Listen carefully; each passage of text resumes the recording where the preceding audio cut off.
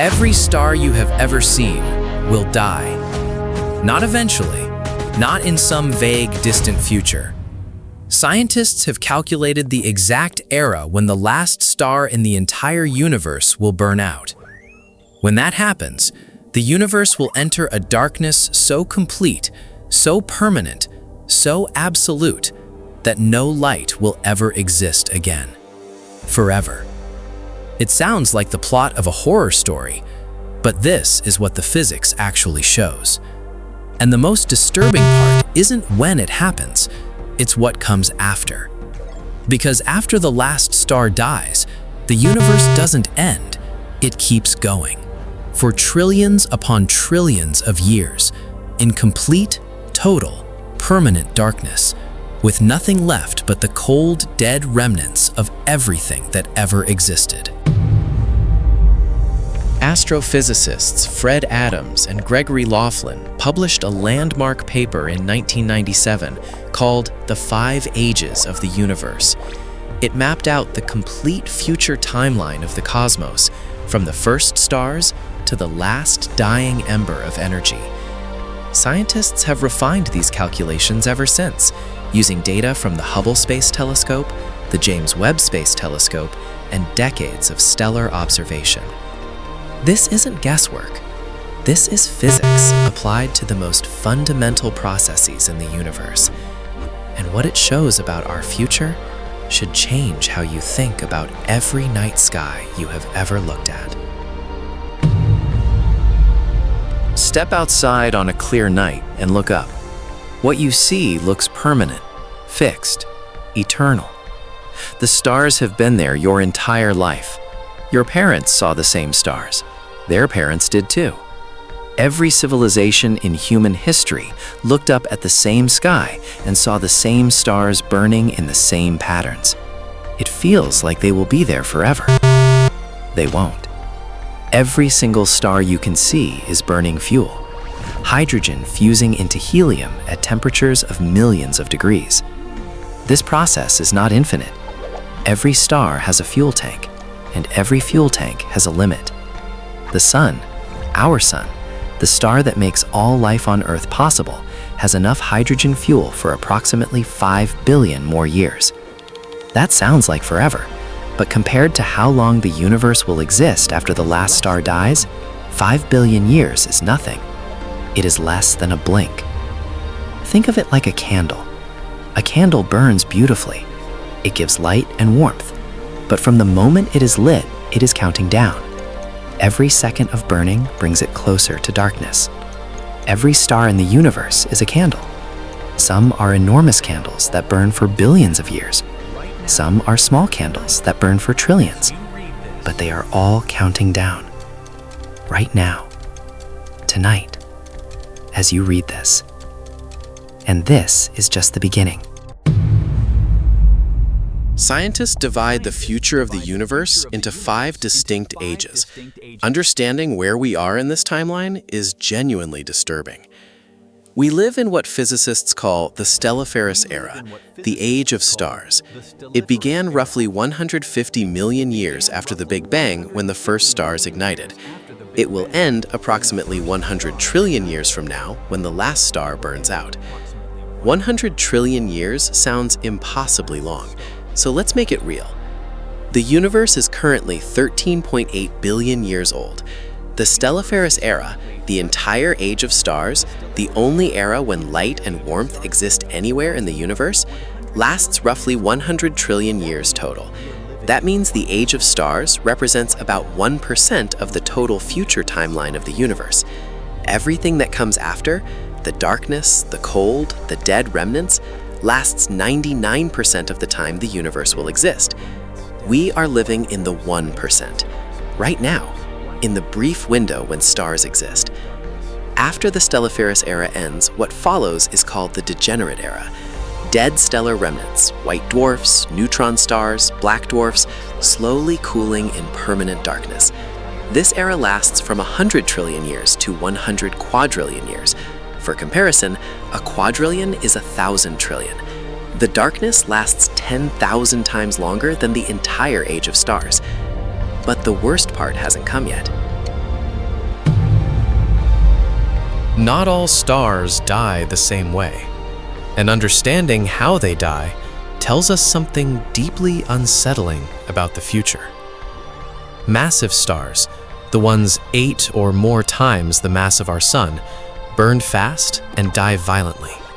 They explode as supernovae, briefly outshining entire galaxies, then collapse into neutron stars or black holes. These stars burn for only a few million years. In cosmic terms, they are mayflies, beautiful, brilliant, and gone almost immediately. Medium stars like our Sun burn for around 10 billion years. When their hydrogen runs out, they expand into red giants, swelling large enough to engulf nearby planets, then collapse into white dwarfs. A white dwarf is essentially the dead core of a star, about the size of Earth, incredibly dense, and slowly over trillions of years, cooling from white to yellow to orange to red to black. A black dwarf, the final state of a star like our Sun. But here is the disturbing detail. The universe is not old enough for any black dwarfs to exist yet. The cooling process takes longer than the current age of the universe. Every white dwarf that exists right now is still warm, still faintly glowing, still radiating the last of its heat into the darkness around it. In 10 quadrillion years, those white dwarfs will finally go cold and dark forever. The smallest stars, red dwarfs, burn the longest, slowly, quietly, efficiently. A red dwarf with 1/10 the mass of our Sun can burn hydrogen for 10 trillion years, 10 times longer than the current age of the universe. The last star to ever burn in the universe will almost certainly be a red dwarf. Small, dim, barely visible, burning alone in an otherwise dark and empty universe. And then it too will go out. And here is where it gets truly terrifying.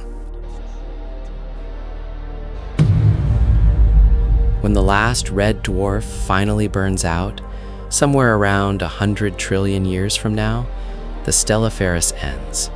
No fanfare, no explosion, no final moment of brightness. Just a small dim star that was burning one moment and then wasn't. And then darkness, everywhere, permanently. Think of it like a city losing power. When a city goes dark, it goes dark all at once. Every street, every building, every window. But the darkness that follows the last star, it's not like a city losing power. It is like a city losing power and then the city itself slowly crumbling to dust, and then the dust scattering, and then even the empty space between the dust particles growing cold and still for trillions of years, with nothing ever coming back on. What remains in the universe after the last star dies?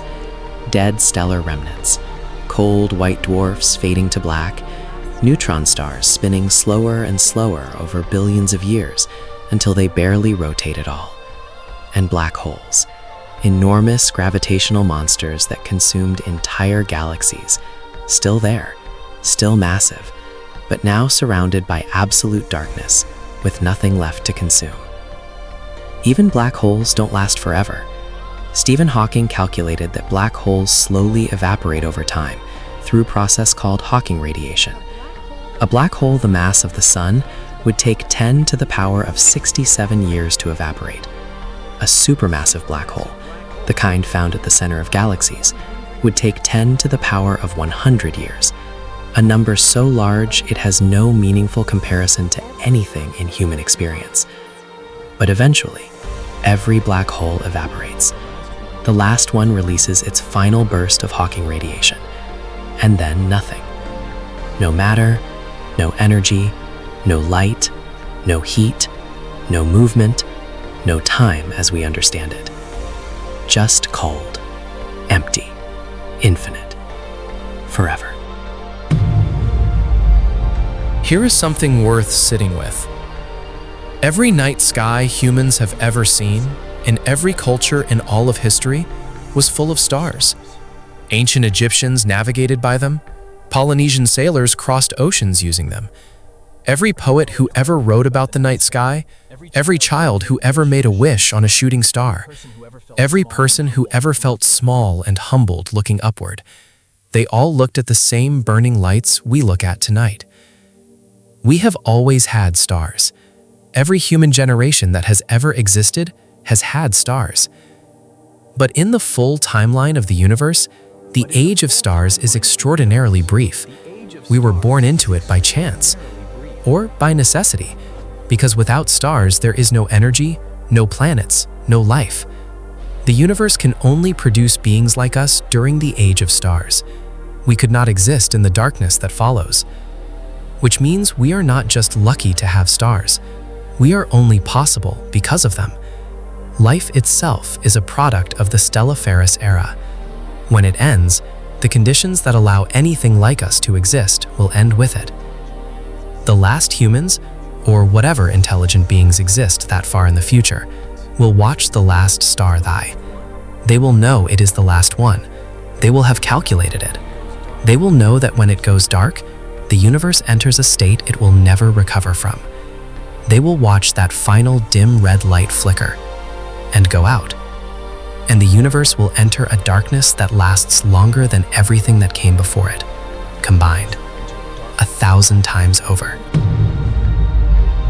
So here is what I want you to think about tonight.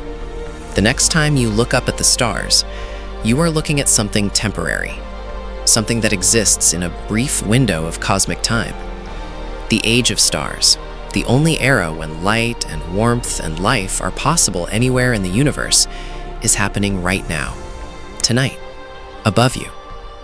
In 100 trillion years, it will be over. The last star will go dark.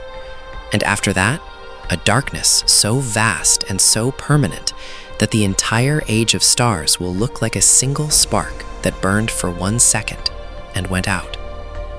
We exist in that spark. Does that make the stars above you feel more precious? Or does it make you feel like nothing we do matters at all? Comment below, because that question doesn't have an easy answer, and I want to know which way it lands for you. In 100 trillion years it will be over.